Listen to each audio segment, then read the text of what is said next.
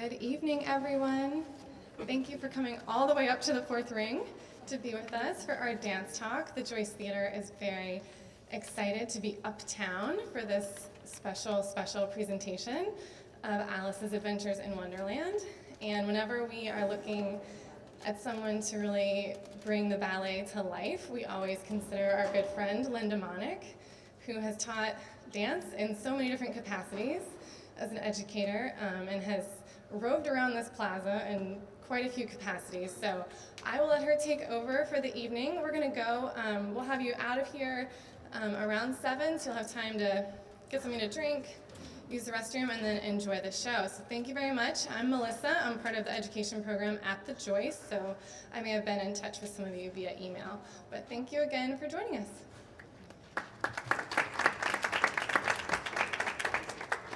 Hello.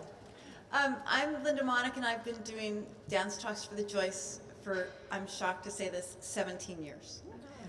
This is the first one we've done at Lincoln Center, so I'm thrilled to be here because, as Melissa said, I've kind of worked in every place here except for Fisher Hall.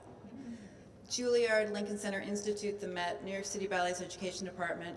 I teach dance history. I teach dance history in Santa Fe, New Mexico now, at New Mexico School for the Arts. But I still fly back to New York to do the Joyce Dance Talks because I love it. So welcome, I'm thrilled that you're here. So let us start talking about Alice's Adventures in Wonderland. This is such a pleasure for me to do this. Alice's Adventures in Wonderland is a co-production between the Royal Ballet in England and the National Ballet of Canada, which is quite clever because it's a $2 million production. And they were able to split the costs, boom, right down the middle. So that's a wonderful thing. The world premiere took place in London, February 28th, 2011. The National Ballet of Canada premiered in Toronto, June 4th, 2011. The ballet was also performed in LA at the Music Center in 2012 and at the Kennedy Center in 2013. I think it is finally time that it be seen in New York. So I'm thrilled that it's here, and I'm thrilled that it's in this theater because I think it will look beautiful in this space. The National Ballet of Canada was created by the British dancer and choreographer Celia Franca in 1951, intended to be a classical company that also did important work by 20th century choreographers. Today, its repertory includes, in addition to 19th century classics, works by Sir Frederick Ashton, George Balanchine, John Cranko, Billy Forsythe, whom people know from New York, James Kudelka, Yuri Killian. His Soldier's Mass was done at Fall for Dance in 2008, which I saw, and there's nothing like Killian's ballets. But they also do work by Chris Wheeldon, we're going to see tonight, Wayne McGregor, Alexei Ratmansky, and others. So it's a really broad repertory. The company last performed at Lincoln Center in 1988. Then they were at City Center 10 years later in 98, and then they were at BAM in 2005. I just want to make a point that it is our distinct loss that due to the costs of touring, if anybody has ever had to send a package to a child in college, by FedEx or UPS, you know how much freight has gone up. Shipping costs have gone up. So that's one of the things that really impacts the ability of ballet companies to tour because it's very labor intensive. It's also a reminder, and I really want to make a point of this, that there are great companies everywhere that continue to do great work, whether or not we see them in New York. And I think National Ballet of Canada is a perfect example of that. It's this extraordinary company doing brilliant work, and I'm really, really thrilled that they're back in New York. So I just want to make a point of that. This is an important season for them to reintroduce New York City audiences to the company. And this Alice does not travel lightly. When you see the production, you will know what I mean. Sets, costumes, wigs, point shoes, 9 semi-trucks full. So this production does not travel lightly, and I'm thrilled that they're here. So the current artistic director, how many of you ever saw Karen Kane dance? Raise your hand. Karen Kane was a former principal dancer with the company and was one of the most well-known dancers of her generation, who was also one of Rudolf Nureyev's favorite partners. I actually saw her in California. I was a dance student in California, and I saw her dance with Nureyev, and I thought, oh my God, there's hope for tall dancers.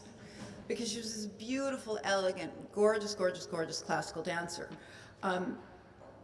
She retired from dancing in 1997 and became artist in residence, and then artistic associate. Then she set Nureyev's Sleeping Beauty in 2004, and she was appointed artistic director in 2005. I want to point out, Celia Franca started in England with Marie Rambert, and then she danced for Sadler's Wells with Dame Nanette de Valois. And then she was asked to create the National Ballet of Canada. I think it is really wonderful that the National Ballet of Canada now has a woman artistic director again.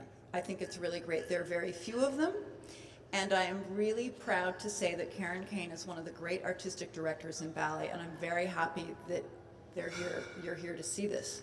The National Ballet of Canada also has a very well-known school with a beautiful, newish building. We have a friend who was on Canada Council, and he was sending me all the packets of information. It is a truly integrated boarding school for ballet in which academics are taught. The students wear uniforms, and then they get all their ballet training. And then there's a brilliant gap year program as well to help students make the transition to being a professional dancer. So it is quite a brilliant company. It is quite a brilliant school. So if you're in Toronto, I would say go to the ballet.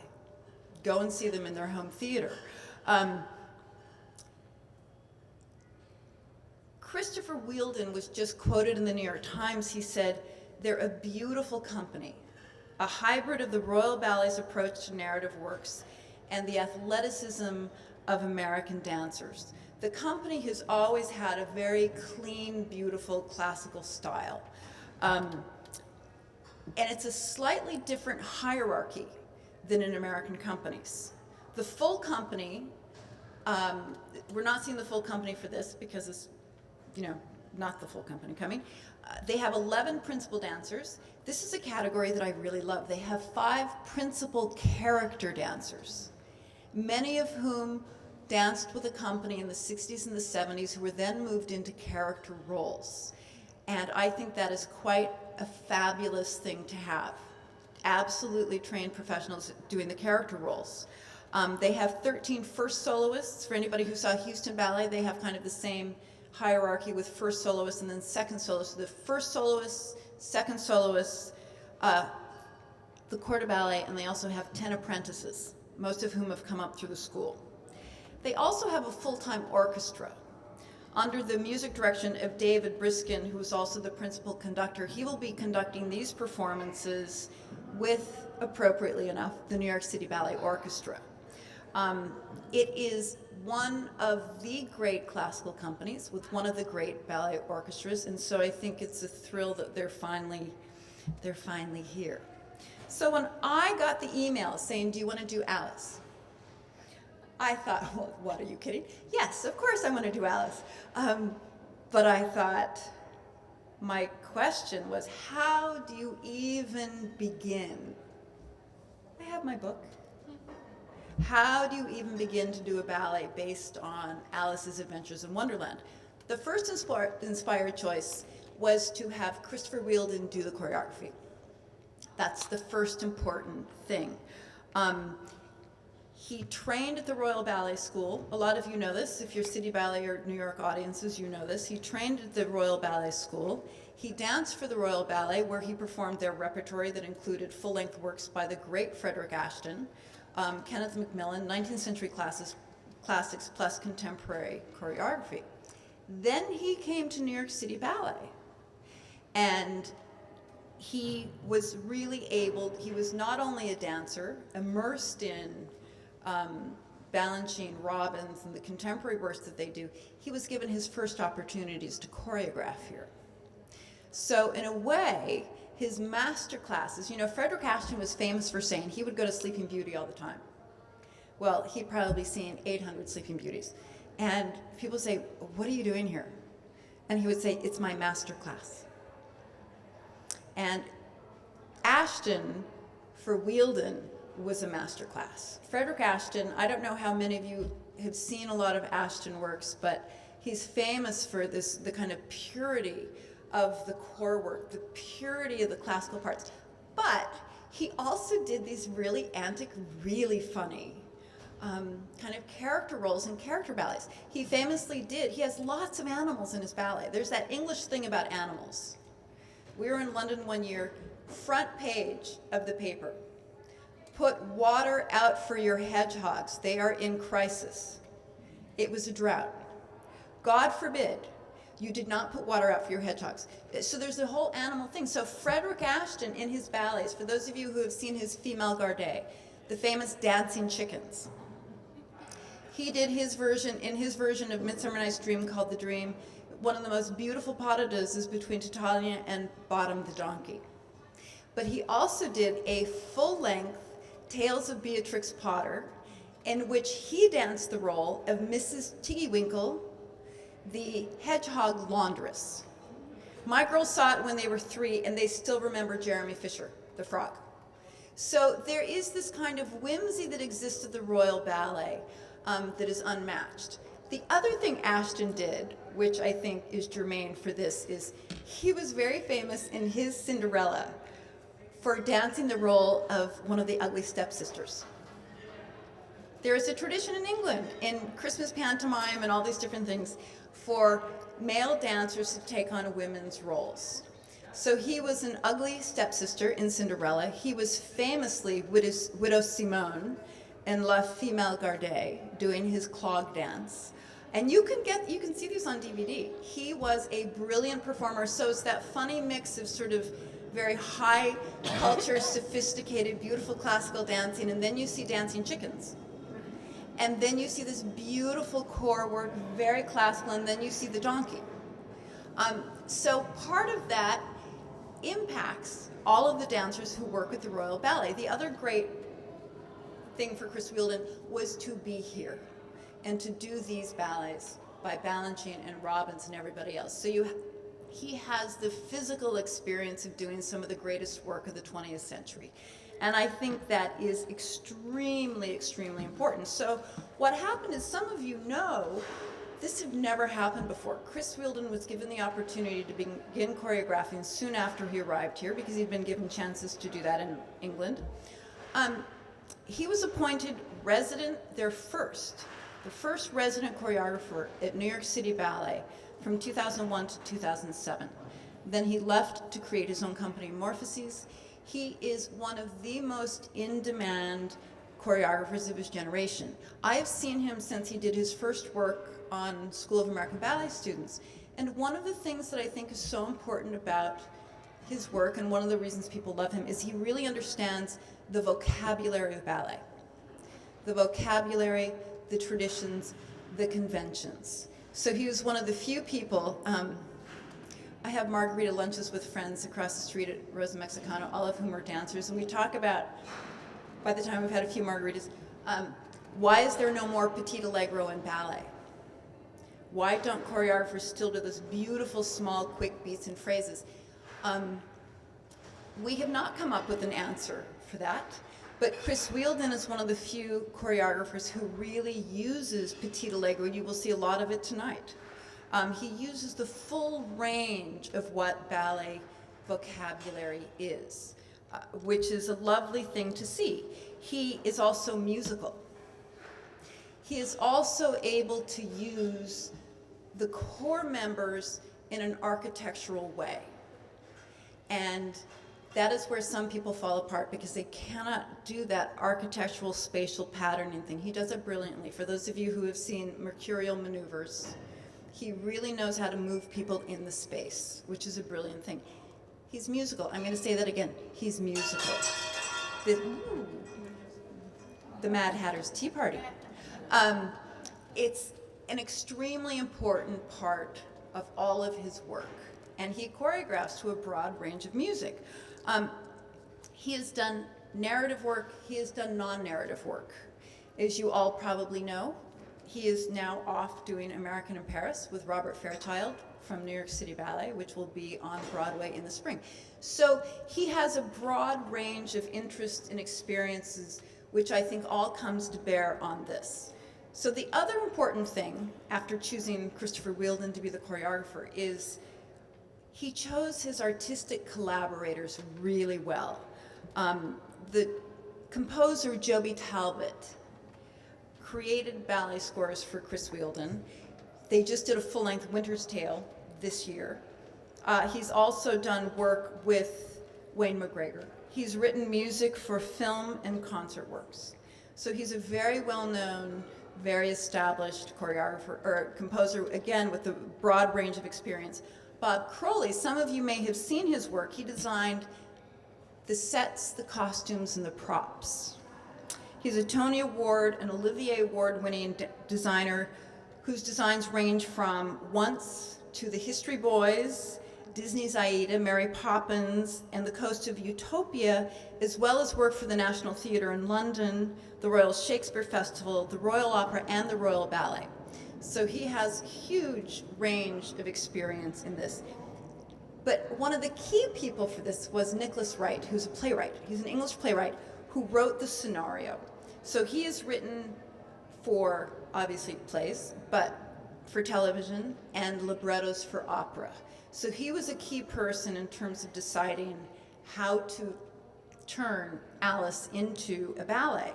The lighting designer, Natasha Katz, has designed extensively for dance and theater, most recently Broadway and off-Broadway, and opera. And she just has to be mentioned because the lighting is so extraordinary. The other two people who must be mentioned are John Driscoll and Gemma Carrington, the projection designers. They both attended the National Film and Television School where he studied cinematography and she studied animation. So both have done extensive work in theater, and Mr. Driscoll has also done work in opera. So he has this extraordinary team of artists that he's working with. So my question was still, how did they do it? So the very, very beginning, first of all, raise your hands. How many of you have read the book lately? Excellent. How many of you have seen the Disney movie? Excellent. You know, the Disney movie combines Alice's Adventures in Wonderland with Through the Looking Glass. So things that you may know from the movie are not going to be in this because that's from Through the Looking Glass. So Christopher Wheeldon's solution to this was to spend 3 days in his New York apartment with Nicholas Wright, the playwright, and Joby Talbot, the composer, working out the dramatic arc of the ballet to create a kind of structural logic by going through Lewis Carroll's Alice's Adventures in Wonderland scene by scene. If you've read the book, you know there are a lot of scenes. So then Wheeldon began what was for him a first, to work with Mr. Talbot on a new full-length narrative ballet score. For anybody who's heard Sleeping Beauty or Swan Lake or Don Q, Sleeping Beauty is the standard for full-length ballet scores. It's one of the greatest ballet scores ever written. It is a formidable undertaking. Mr. Talbot's music is distinguished by what Wheeldon calls unusual shimmering orchestral colors that to me feel absolutely like the right direction with Alice. It's a fairy tale, but it's absurd and a little strange, and I needed a composer who could take these elements and create a big symphonic score. So Mr. Talbot first composed the themes for Alice and the White Rabbit and the opening music. He said, later I started putting the themes together and discovered a strange, shifting bitonal music, a restless ticking clock for Wonderland, because of course the White Rabbit with his pocket watch, then a love scene, and a theme for loneliness. He said all of these recur as storytelling devices. Alice, he said, contains melodic or harmonic elements that wouldn't seem out of place in a 19th century ballet score, yet the whole thing is filtered through a minimal arithmetical prison. So it's taking the elements of Sleeping Beauty and Swan Lake and making it very contemporary. It's a percussionist's dream. When I first heard the score, I just flipped. Filled with themes that are played on the celesta, tubular bells, and a vibraphone. So the percussion, and they actually brought some percussionists with them from Canada. So the score it's a big, sweeping score, but it also has very clever solos. One of my favorites is the oboe for the caterpillar. You know who's smoking the water pipe. We don't know what is in the water pipe that he's smoking. And a solo violin tuned a semitone sharp. Remember this, when you hear the music for the Queen of Hearts, he said, highly strung for a highly strung character. So the challenge for the production was, how do you create the world of Alice that is so familiar to readers from the John Tenniel illustrations and to people like me who are raised on the Disney movie? Tenniel was an incredibly important artist and illustrator who was also a political cartoonist for Punch. So he brought that edge to some of the illustrations, for those of you who know the book. Bob Crowley said, I had to get around John Tenniel's illustrations. You know, he couldn't just duplicate what Tenniel had done in the book. That would not work for a stage production.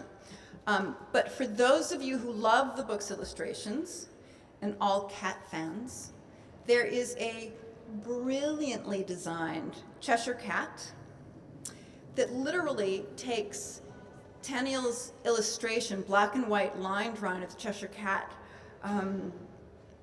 that becomes three-dimensional with the ability to assemble and disassemble. I will not tell you how this is done, because that's giving it away, but the cat also has, like all real cats, a remarkably expressive tail. So it's really a feat, but I'm not going to tell you how he does it. The Mad Hatter's hat, for those of you who know the book, still has the in the style 10 and 6 that is on the hat, and it's also on a backdrop. The backdrops, in a way, to me, are especially lovely because they're full of letters in different fonts and other images that refer back to the literary sources of the book. The animal characters, the beloved white rabbit, the March hare, the dormouse, the fish and frog footman, and those in the caucus race are all ingeniously costumed. The Duchess is particularly tasty because the Duchess is danced by a male dancer.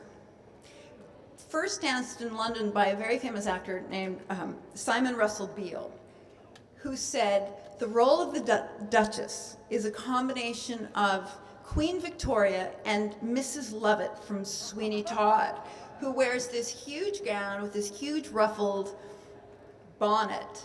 And Chris Wheeldon evidently started calling him Simon Bustle Beale because of the costume. Those of you who know Alice from the book or the film, those illustrations were not of the real Alice. This Alice looks more like Alice Little, for whom Carol wrote the book. So she has a dark bob haircut, does not look like the Alice that we all grew up with from the book, but it's a tribute to the real Alice. The designs and other hilarious things, characters, are for the Queen of Hearts, who wears, you've seen it on the ads, an enormous kind of heart-shaped, shell-like dress as the Queen of Hearts. I want you to notice the dancer cards when they come out. They're wearing collars that represent the different suits, you know, hearts, spades, clubs. And the tutus are also in the shape. So when the women tip forward, you see the shape of the cards in the tutus, which is, you know, it's brilliant. The flamingos, and I must say, we have a hedgehog with us tonight. I am very happy to say. Tegan from Texas is here. She is one of the hedgehogs. The hedgehogs and flamingos are ingenious for the croquet game. The sets, and this is important to understand because one of the things that I find so appealing about this is that the sets are a combination of real sets and props, puppets, and projections. So it's this real mix of sort of old school theatricality with computer technology, which is brilliant. So Natasha Katz's lighting, John Driscoll and Gemma Harrington's projection designs are hugely important elements throughout the entire ballet. So it's a masterful combination of traditional work plus 21st century technology.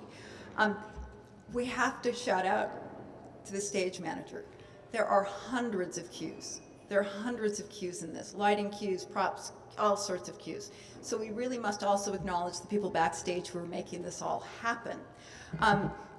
Wheeldon and Wright created a very logical framework for the antic and very illogical plot of Alice in 3 acts. They have turned it into a coming-of-age story for Alice Little, who was in the ballet as 15. She was about 7 when he created the story for her. So it's a coming-of-age story in which she has a developing romance with Jack the gardener's son, and a difficult, and according to Nicholas Wright, extremely paranoid and dominating mother. The ballet begins in Oxford, England in 1862 at the home of Henry Little, who was the real father of Alice Little, Dean of Christ Church in Oxford, and his wife. They are hosting a garden party served by their butler, pay attention to the people I'm naming, their butler, their cook, and their staff. Lewis Carroll is a friend of the family, is coming to the garden party. He entertains Alice and her 2 sisters, Lorena and Edith, by reading a story and performing magic tricks. The gardener's son, Jack, brings Mrs. Little a basket of white roses in which there is 1 red rose. The mother is completely offended that there is that 1 red rose, which is totally out of place, so she demands that he removes it. He removes it. He gives it to Alice, who in turn gives him a jam tart. The mother is furious, and accuses Jack of theft and dismisses him. Then the guests arrive for the party. A Raja and his exotic retinue, a magician, the vicar and his sleepy companion, the verger, and the Duchess with her baby carriage. And her squalling baby. I don't know if you hear squalling, but it's a baby. Alice is still sad about Jack's dismissal, so Carol consoles her. He offers to take her photograph, and he disappears beneath the camera cloth and emerges with a fluffy tail. And then he jumps up on the table and descends through. This is such an English dessert. I don't think we have this in America. A jelly mold, which is this large quivering dessert of jelly that he descends down, and then Alice follows him down the rabbit hole. Tonight, principal dancer Sonia Rodriguez, who studied in Madrid and Monaco and now dances with National Ballet, will dance the role of Alice. This introductory scene, which I think is inspired, sets up the clever double casting that follows. Carol becomes the White Rabbit, tonight danced by Robert Stephen. Jack becomes the Knave of Hearts. Knave of Hearts is also another word for the Jack of Hearts. Knave equals Jack, so there's funny wordplay with this double casting. First soloist, Naoya Ebe, E-B-E. The Duchess remains the Duchess, as formidable as ever. First soloist, Jonathan Renna. But the cook in the first act becomes the Duchess's cook, who's this angry, crazed, meat cleaver carrying cook, who's the soloist, Stephanie Hutchinson. The magician becomes the Mad Hatter, Jack Burtonshaw, who's from Australia. This is inspired. The vicar is the March Hare, becomes the March Hare. The verger becomes the Dormouse. March Hare Dance Tonight by James Leha, and The Verger by Sheila D'Onofrio, the Raja becomes the caterpillar. Harrison James, with his exotic retinue of lovelies. Mr. and Mrs. Little become the king and queen of hearts. The king is danced by Rex Harrington, who danced for the company for 20 years, is now artist in residence. Principal dancer Svetlana Lunkina, who danced with the Bolshoi. When we get to the end, you'll understand why I think this is such appropriate casting. The butler becomes the executioner, principal character artist Thomas Schramek. Just pay attention to the little flirtation that happens between the executioner and the cook. So the ballet moves through scenes from the book, including Alice's growing and shrinking, the pool of tears created when Alice cries so much when she's big, and then she shrinks and she's in this pool of tears with other creatures. The caucus race, the fish footman who delivers the Duchess's invitation to the Queen's croquet party, the frog footman who works for the Duchess, who accepts the invitation from the fish footman, the Cheshire Cat, the caterpillar, and his water pipe, and a garden of flowers that dance. The last act, which is, I think, particularly inspired, takes place in the Queen's garden, where the chaotic croquet game is played. And then finally, the courtroom, where the trial of the Knave of Hearts, I'm sure you all remember this, the Knave of Hearts who stole the tarts, blah, blah, blah, blah, blah. That's the setting of the courtroom scene to try the knave who stole the tarts. Then Alice wakes up back in Oxford. I'm not telling you anything else about the end. Alice's relationship with Jack the gardener's boy, who becomes the knave, is the kind of romantic through line throughout it, because she keeps seeing him and trying to follow him, and the white rabbit becomes her kind of guide and protector. Wheeldon's choreography very cleverly combines ballet's classical vocabulary and conventions with tap and other forms, defining each character. He said in an interview, "Most of my work so far has been kind of exploring the abstract. What I've learned from Alice is that if you're telling a story, the story comes first."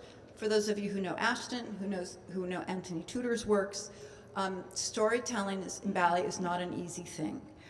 He said, "Your job as a choreographer is, of course, always to communicate through movement. But here, above all, it's to convey the building blocks of the story, and then within that, to explore vocabulary to define individual characters."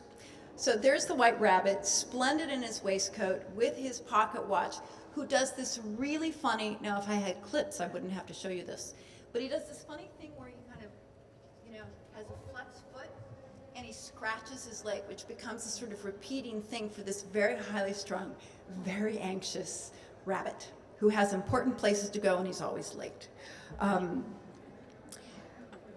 Alice is one of the most, she is on stage for most of the time, so it's incredibly challenging. She must maintain this kind of youthful energy, curiosity, wonder, perplexity, and independence throughout. She also has these really beautiful kind of envelope movements where her leg cuts in.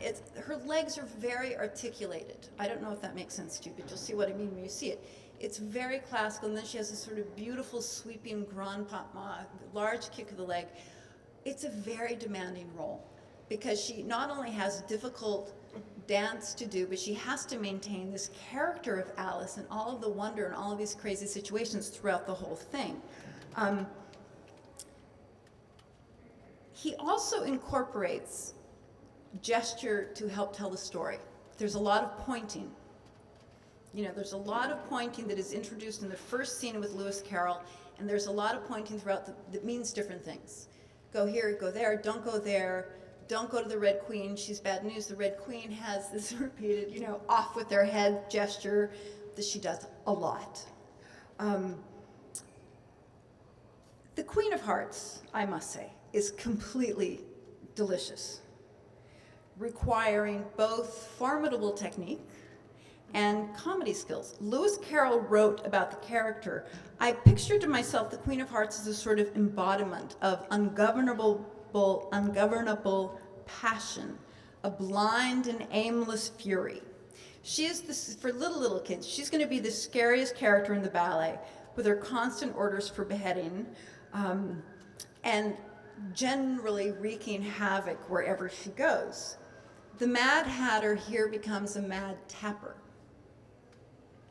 which is inspired. Now, the term Mad Hatter came from the phrase mad as a hatter, which people still use. Oh my God, he's mad as a hatter. That came from the fact that 19th century hatters did in fact go mad. They used mercury to cure the felt. So all of these London hatters ended up with mercury poisoning that would give them something called hatter's shake. Just remember that when you see the tapping. Hatter's shake was a real thing that gave them also hallucinations and other psychotic symptoms. So their interpretation of the Mad Hatter kind of has historic precedence and makes perfect sense. So each character has really memorable moments, including, I must give them credit, the dancing yew trees. You never see their faces, and they are completely adorable. As somebody who gardens, the dancing yew trees, I think, are great. There's so much to see in each scene. I'm just going to sort of walk you through. And I want to make the point now. If you can come back and see it again, you should see it again. If you can't see it again, there's a very beautiful DVD of the Royal Ballet that also has a documentary on it. And I think if you see this, and then you can go back and look at the DVD, but you need to see the live performance first, because there is so much to see. I mean, I've been sitting home in Santa Fe with these DVDs thinking, oh my God, how'd they do that? Oh my God. So I've seen it like 8 times, and I still haven't seen enough. So I'm going to go through just kind of scene by scene to tell you what you should look for. Again, notice the references to the book when she falls down the rabbit hole. She sees a beautiful garden. I won't tell you how she sees this garden, but she sees a beautiful garden through a keyhole. Then the Knave of Hearts rushes through with the Red Queen and her guards. The mad chase is repeated later. She takes a bite of cake. First she takes the bottle, the famous bottle, Drink Me. She gets too big. Eat Me. She gets too small. When she's big, she starts to cry, which is what creates the pool of tears, in which all of these other creatures swim. Just pay attention to how she gets into the pool of tears. Then there's the caucus race. Now, the caucus race in the book is very clever, where the extinct dodo bird says, we need to get dry. I know, we'll have a caucus race. And so he said, and Alice says, well, you have to draw a line. No, you can start wherever you want. There is no 1, 2, 3, go. They start all rushing around in different directions, until finally the dodo cries out, the race is over. They all crowd around and say, but who has won? And the dodo says, after a great deal of thought, everybody has won, and all must have prizes. Evidently, this was written as a reference to 19th century British politics, in which political committee members ran around frantically in circles, getting nowhere, with everybody expecting a political plum. Which, oh my gosh, sounds like, anyway. So in this scene, the dodo, the lory, and others participate in a race that goes nowhere until Alice declares it over. Following the caucus race, he takes Alice on a little paper boat, which is made out of a page from Alice's Adventures in Wonderland.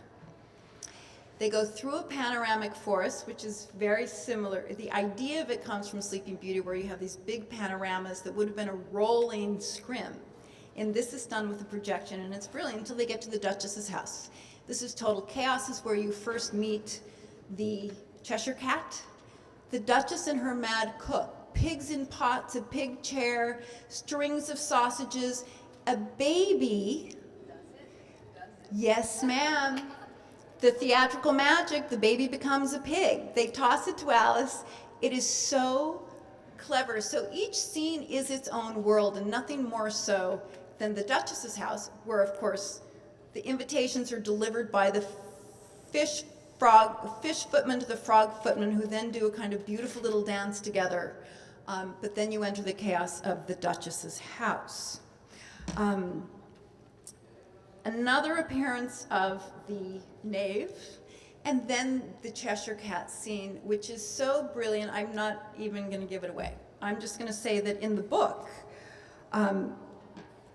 she asks to the Cheshire Cat, would you please tell me which way I ought to go from here? That depends a good deal on where you want to go, says the Cheshire Cat. I don't much care, said Alice, as long as I get somewhere. Oh, you're sure to do that, says the cat, if you only walk long enough. What sort of people live around here, she asks. In that direction, the cat said, lives a Mad Hatter, and in that direction, waving the other paw, lives the March Hare. Visit either you like, they're both mad. The Cheshire Cat is one of the more inspired theatrical creations. I'm not going to say anything else, because I don't want to spoil it. So Alice arrives at the Mad Hatter's tea party, which is completely delicious, with a little toy theater, like you can buy near Covent Garden, these little toy miniature 19th century theaters that has a stage surrounded by pastries that are seats, footlights that are in teacups, and the backdrop is from the first scene. It's the little house in the first scene in Oxford. So it's very clever. So there is an antic, wonderful, we have to give Candace Jennings, the National Ballet of Canada tap coach, credit for doing this, because the Mad Hatter really is a tapper. And he does a crazy, wonderful dance with the Dormouse and with the March Hare that ends up in this kind of insane quote from Balanchine's Apollo, where they all have their little legs and paws in the air with flexed paws, rather than the pointed feet of the sun, right? So Alice is alone and then lost and out. Then she finds the caterpillar, which here Wheeldon kind of goes to town with images from Marius Petitpas's Le Corsaire with the famous slave solo, Pas d'Esclave, and Michael Fouquin's Scheherazade from Diaghile's Ballet Russe. The caterpillar is slinkily sexy with his poofy bouffant hair and pants that were very popular in Paris in the 20s because of Diaghilev. And he's accompanied by 4 gorgeous dancers. I won't say anything else about the caterpillar, but he gives Alice a piece of his mushroom. And she takes a bite of the mushroom, finally finds herself in the garden where she's wanted to be this whole time. And so it's this gorgeous ensemble that again recalls 19th century ensemble sections of Petit Pas ballets. Beautifully choreographed, beautifully danced. The nave finally comes out, they have a beautiful pas de deux, and that's intermission. And so Act 3 begins in the Queen's Garden with the inspired yew trees who move, with 3 gardeners who are trying to paint the roses red. Pay attention to how the roses that they frantically paint keep going back to white.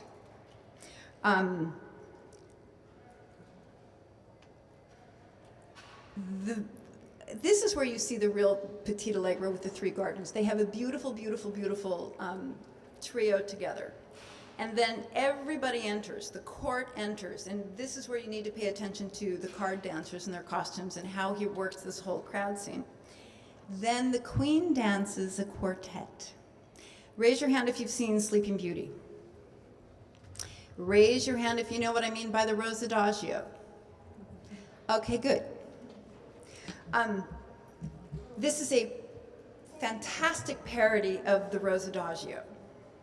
I mean, fantastic, in which the king, to harp music, mimes beauty, let's dance, cringing the whole time. So the 4 cards dance with the queen, except the queen, rather than being the gracious young Aurora, is raging at them, and they cower from her, and rather than offering her roses, they offer her little small jam tarts. The thing about dancing the role of this is you have to have both formidable classical technique to pull it off, and you have to be willing to be funny and hammy. And she's brilliant. I mean, it's a really, really, really wonderful, tasty, fun role, but very demanding. One of my favorite scenes is the Queen's croquet game. Alice thought she'd never seen such a curious croquet ground in her life. The croquet balls were live hedgehogs, and the mallets live flamingos. And the soldiers had to double themselves up and stand on their hands and feet to make the arches. The players all played at once without waiting for turns, quarreling all the while and fighting for the hedgehogs. I don't know which came first, the idea for the costumes of the flamingos or the choreography, or if they just figured this out themselves. It is brilliant. And I have to say, in my heart of hearts, I wish I was dancing one of the flamingos tonight. I'm a little jealous. Some of the students are from the National Ballet School of Canada, and some of them are American dancers, young students who auditioned to perform the roles. The Queen cheats, by the way. There's so much going on, it's hard to see this. She cheats by lowering the arch when the Duchess is trying to score a point. And then she raises the arch for her own hedgehog. So she cheats and the Duchess gets furious and more pandemonium occurs and more threats by the Queen. So the next scene is the Trial of the Knave of Hearts, which is a brilliant set, huge ensemble of dancers that I think is kind of a nod to Balanchine's Stravinsky ballets, because Stravinsky wrote jeux de cartes, games of cards. So I can't help but think this is in some way a nod to Stravinsky and Balanchine. But this is also an indication of Wheeldon's ability to really create organized chaos. The Trial is a set in which it's a house of cards with a juror's box filled with all of the characters that you've seen so far in the ballet, and then the witness, and then the guilty box, whatever you call it. It's where, what's his name stood in Downton Abbey? The prisoner's dock, the prisoner's dock. And there's a little court recorder thing for the White Rabbit, which is inspired. He comes out in a red jacket this time to be the court reporter. All of the characters appear, kind of like in Sleeping Beauty when the animal solos come in the third act. All the animals come out and testify and have their solos. In the book, the Queen says, "Sentence first, verdict afterwards." And Alice retorts, "Stuff and nonsense. The idea of having the sentence first." The Queen shouts, "Off with her head," and Alice says, "Who cares for you? You're nothing but a pack of cards." At this, in the book, the whole pack rose up in the air and came flying down upon her. In the ballet, the scene ends in, again, orchestrated chaos. Alice pushes the Mad Hatter, and you see a kind of domino effect of characters falling until finally the whole house of cards, if you will, collapses, and she wakes up back in Oxford. There have been many different types of Alice productions, the first one done during Lewis Carroll's lifetime. There have been multiple film versions. It took Walt Disney 20 years to make his version of Alice. There's a great documentary about the Disney version in which one of the animators said, "Alice is a strong enough book to be reinterpreted by a lot of different people. Each person that comes along with a particular approach to the storytelling is going to find another avenue to explore this incredibly rich story." I think you need to see the ballet more than once. And I think it's a great example of what Diaghilev said 100 years ago, more than 100 years ago. He felt that ballet could be the perfect total art form, meaning a combination of art, music, and dance. And I think this is an excellent 21st century version of these incredible collaborators working together to create this very magical work. Wheeldon said, because of course there's a darkness to this work, he said, "I believe that Carroll was in fact the brilliant storyteller, mathematical scholar, and devout churchman that a lot of people believed he was. So no, I haven't gone all Freudian with Alice, but on the other hand, there is an underlying scary darkness to the story. I think that's what makes it appealing for kids, and we've kept that. In the introduction to the book, the woman says, "Wonderland is a place where the power of an unfettered imagination runs free." And I think that is very evident in the ballet. And Chris Wheeldon himself said in the New York Times interview, he said, "Before Alice, I don't think I'd ever had as much fun creating a ballet, nor have I since." So I feel that what they have done is truly extraordinary in terms of the production values, the capabilities, the magic that they're able to achieve through the movement, through the designs, through the costumes. And again, I think we must acknowledge the brilliant stage crew that is making this all possible, the brilliant artists that are bringing it to us, and the great time and effort it took to bring this classic children's book to life. So I thank you for coming, and I hope you enjoy it. And please, do you have any questions? What time is it? Did we do it? Oh my God, we did it on the button. Questions? No questions? Yes? You were saying that there is some takeoff on the Corsair, which is one of my favorite ballets. Can you talk about that at all, please? Well, you will see that he has the most beautiful stomach you've ever seen. And he is in the kind of Raja harem pants. It's very technical, and you have these moments of gestures that recall that fascination with what in the old days they called Orientalism in ballet. It's in all the 19th century ballets. Diaghilev's Orientalist ballets were so popular that women in Paris started dressing as characters out of Scheherazade and redesigning their living rooms with cushions and palm trees. So I think it's very much a nod to that kind of fascination with exoticism. Anybody else? I wanted to know who are the two gentlemen that they bring out on stage at the end? I believe it's after we applaud the conductor and the orchestra, but there were two gentlemen that were brought out on stage. Did I know that? I wasn't here last night. Is it the choreographer, stage manager, or how do you know? It may be, last night, was Chris Wheeldon here last night? I don't know. It may have been Chris Wheeldon and Joby Talbot, the composer. Because the score is really, I cannot say enough about this score. I think it is so magical, and I think it's so brilliantly constructed. This is a long ballet, and this is a complicated ballet, and these are complicated images, and I think that we really must pay tribute to all of these artists for telling the story clearly. You can't include everything. Your homework assignment, if you were my class in Santa Fe, I would say go home and read the book. Go home and look at the wordplay and look at the brilliant images. I used to have Jabberwocky from the second book memorized. I am a little crushed that the lobster quadrille is not included. Will you, won't you, will you, won't you, will you join the dance? There's lots of wonderful wordplay about shoes being made underwater with soles and eels. Get it? Soles and eels. So the wordplay is really delicious. So what they've done is really edited it so well. They've taken all of the scenes that have the action. So it's very, very, very coherent because of their ability to, unlike me, who would have wanted to include everything, they were very clear about what they wanted to include. And that's what makes it coherent and cohesive. And the designs, I just can't say enough. I've had so much fun working on this, as you can tell.